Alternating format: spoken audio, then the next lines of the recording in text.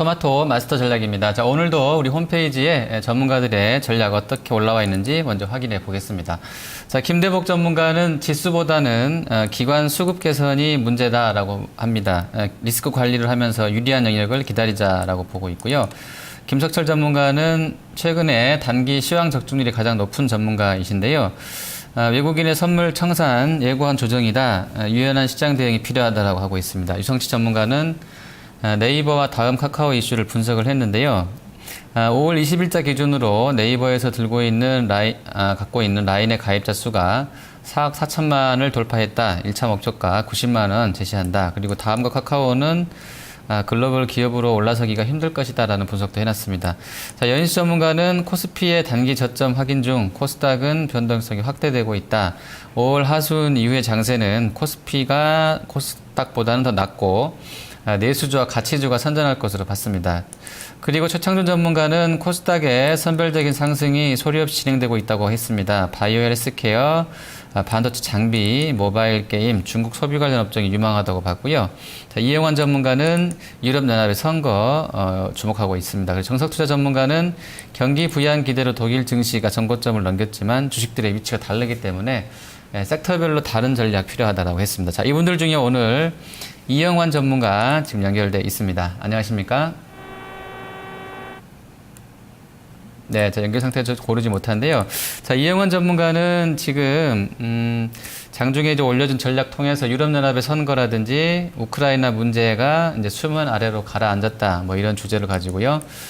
대외 악재가 좀 해소됐고 또 향후에는 20의 통화정책 기대감도 유효하다 이렇게 전망을 하고 있습니다. 이 전문가분은 최근에 좀 낙관적인 시황을 유지하고 있는데 다시 한번 연결해서 자세한 시황 들어보겠습니다. 전문가님. 네, 안녕하세요. 네. 자, 오늘 전략을 지금 주제를 보니까 해외 쪽 변수들에 좀 많이 주목을 하고 계십니다.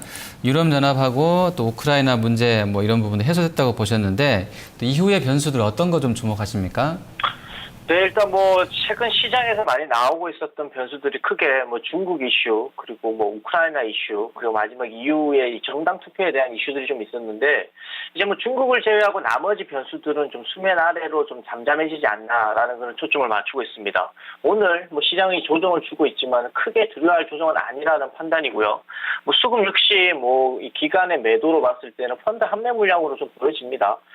현재 코스닥 업체도 코스닥의 지수도 마찬가지로 외국인이 오후 들어서 강하게 다시 매수를 해주고 있는 국면이기 때문에 지수의 조정을 두려워할 시기가 아니라 4월, 5월 달부터 시작되는 이 경제 지표가 좋아지는 이 첫 번째 상승 국면에 접어들었다는 것에 초점을 계속 맞춰주고 있습니다.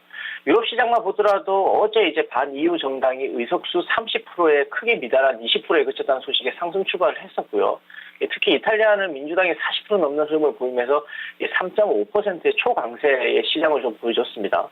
비록 어제 미국 시장이 휴장이었지만 유럽 호재로 야간 선물도 많이 상승을 했었고 우리 한국의 야간 선물도 마찬가지로 상승세로 좀 끝이 났었습니다.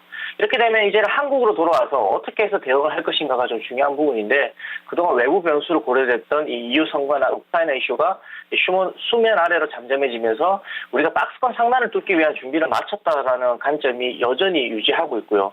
역시나 우리가 이제 봐야 되는 부분은 중국의 반등 시점입니다. 제가 보는 관점은 6월 중순에 6월 말까지는 박스권 상단을 테스트할 수 있는 지수의 국면이라고 생각을 하고 있는데 최근 중국의 HSBC 제조 PMI 지표가 그 근거가 되겠고요. 이 계절적 요인을 벗어났기 때문에 5월부터 나오는 지표는 눈에 띄게 개선될 것이라는 이 예상을 계속 해드렸습니다. 중국 경제 지표가 개선되기 시작한다면 그 중국 내부적으로 대규모 IPO가 또 마무리되는 6월 말 전후라면 우리 증시도 박스권 상단을 뚫은 상태의 흐름을 보여주고 있을 겁니다. 여전히 이 경기 회복의 초기 국면이라는 점을 좀 감안해서 관심 종목들까지 이 경기 회복 초기 섹터인 건설, 금융, 증권 이렇게 좀 짚어드렸었죠. 여전한 관점 유지하면서 원화 강세의 지속적인 흐름까지 본다면 응식력 업종도 절대 놓쳐서는 안 되는 업종이라고 보시면 되겠습니다. 네. 자, 유럽중앙은행의 금리 인하 가능성을 좀 주목하시는 것 같은데요. 일각에서는 드라기 총재가 드라기 총재가 물가 수준을 좀 보겠다는 단서를 달았기 때문에 이번 ECB 통화정책회의에서 좀 신중한 견해를 펼 것이다라는 견해들도 있는 것 같아요. 이 점은 어떻게 보십니까? 네, 글쎄요, 일단 이 시비 드라기 총재가 예사인문은 아니죠. 그 미국에서도 금융생활을 좀 한 사람이기 때문에 시장을 정확하게 이해하고 있습니다. 말 한마디로 시장을 좀 움직였다, 들었다 놨다 하는 부분인데, 어제는 이제 극단적인 저물가 우려에 강력 대응하겠다라고 천명까지 했었습니다.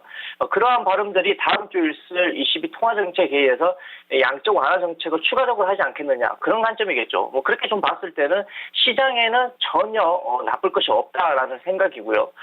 최근에 유로 달러의 환율을 보더라도 그러한 부분을 충분히 반영하고 있는 그 흐름으로 흘러가지고 있다는 국면, 그리고 우리 시장에는 그러한 부분들이 전혀 나쁠 것이 없다라는 것을 좀 초점을 맞춰볼 때 저는 시장이 앞으로 강세 국면으로 갈 것이라는 관점을 유지하고 있습니다.